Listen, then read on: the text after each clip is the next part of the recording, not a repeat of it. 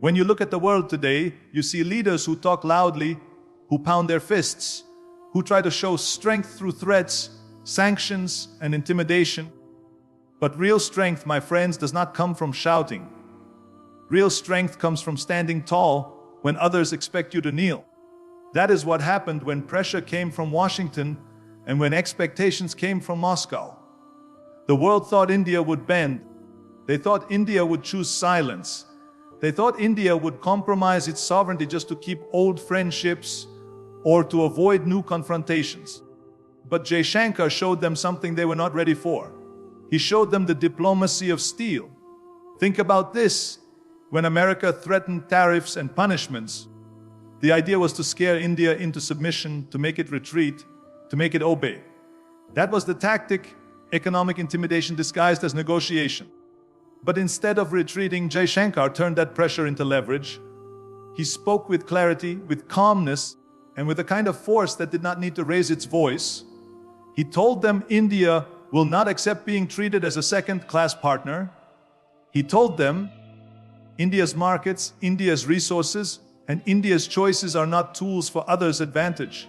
And the more America tried to squeeze, the more India showed it could adapt, it could innovate, and it could withstand the storm. That is how you transform pressure into power. And then there was Russia. For decades, Russia expected loyalty from India, automatic support, automatic alignment, no questions asked. But times have changed. India is no longer a junior partner waiting for instructions. Jaishankar made it clear that while India respects its historical ties, it does not follow anyone blindly. That was a shock to Moscow, because for too long they assumed that old bonds guaranteed automatic obedience. But instead of silence, Jaishankar gave them independence.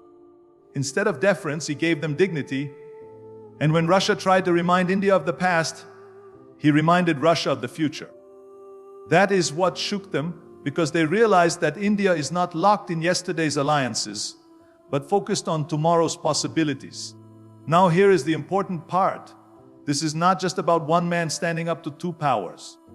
This is about India proving that it has the discipline and the confidence to play the global game on its own terms.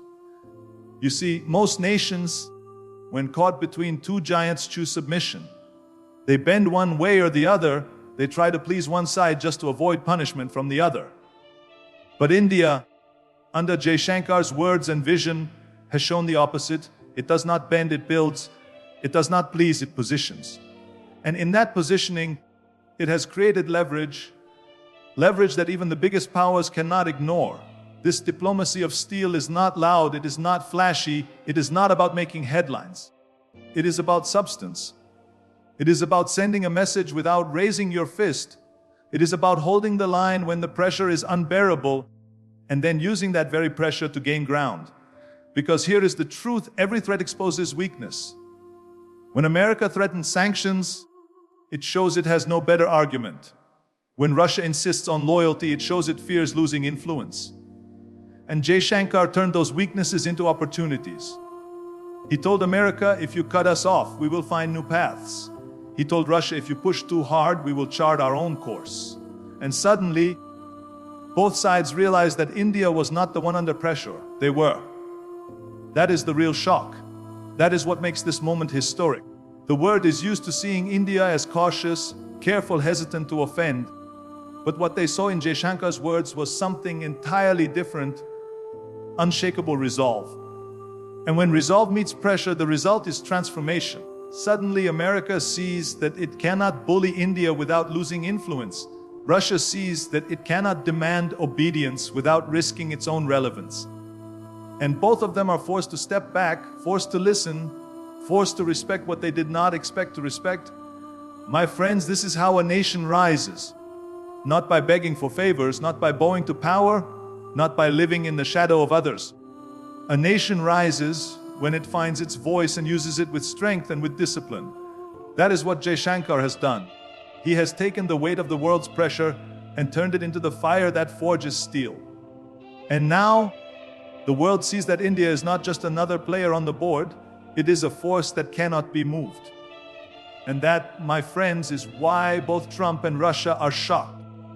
For too long, the world has been divided into camps, into alliances that were built not on equality but on dependence. You had to choose. Either you stood with one superpower or you stood with the other. That was the rule of the game, and if you refused to play by that rule, you were punished, isolated, and pushed aside. But today, India is breaking that game apart. Today, through the clarity of Jaishankar's words and the firmness of India's stance, the world is witnessing something that shocks both Washington and Moscow at the same time. It is the rise of a power that is no longer willing to be defined by someone else's alignment. It is the rise of a nation determined to stand tall on its own terms. Look at the United States. Its entire foreign policy is built around pulling nations into its orbit, demanding loyalty in exchange for access. The assumption is that no country would dare to walk alone, that fear of economic or military pressure would force every nation into compliance. But India has shattered that assumption by refusing to be intimidated by tariffs, by showing calm confidence in the face of threats. India has told America something that no other rising power has dared to say so openly: we will not bend just to fit into your system. If cooperation serves our people, we will cooperate. If it does not, we will say no. That kind of independence is rare, and it shocks Washington because it cannot control it. Now look at Russia. For decades, Russia relied on its role as India's old ally, believing that history alone would secure unquestioned loyalty.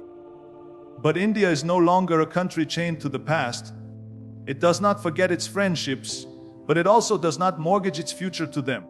Russia expected India to follow, but instead, it found a partner that thinks and acts for itself. India buys where it chooses, it negotiates without fear, and it asserts its right to balance relationships instead of becoming trapped in them. And that independence, that refusal to be tied down, shakes Moscow because it forces Russia to treat India not as a dependent, but as an equal. This is what makes the moment historic. The world's two strongest powers, each used to dictating terms, are both confronted by the same reality. India is charting a new path that does not lean west or east. And that shocks them because it is not what they expected. They thought India would choose one camp or the other, but instead India is choosing itself.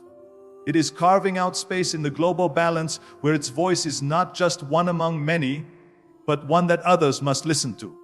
And this is not just about foreign policy. It is about a mindset. It is about proving that sovereignty is more powerful than sanctions, that independence is more valuable than alignment.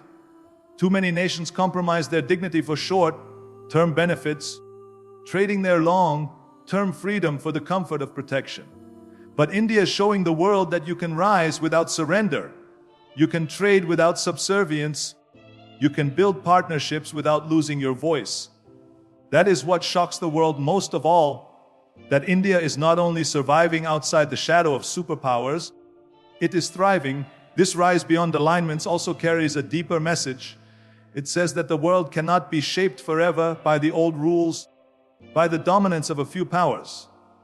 There is a shift happening, a shift toward a more balanced order, where nations like India stand as anchors of stability, not as followers of empires. Every time India refuses to be pulled into someone else's camp, it strengthens the possibility of a multipolar world where respect replaces coercion, where partnership replaces dominance, and where sovereignty becomes the true currency of power. And you know what is most powerful about this moment? The quiet confidence. There is no need for grand threats or loud proclamations. India does not need to prove its independence by shouting. It proves it by acting, by holding its line, by making choices that reflect its own vision rather than someone else's. And in doing so, it sends a message far beyond Washington or Moscow. It sends a message to every nation watching that the age of alignments is ending, that the future belongs to those who can stand alone and still stand strong. That is why both Trump and Russia are shocked, because they are not just watching India resist, they are watching India redefine the global balance itself.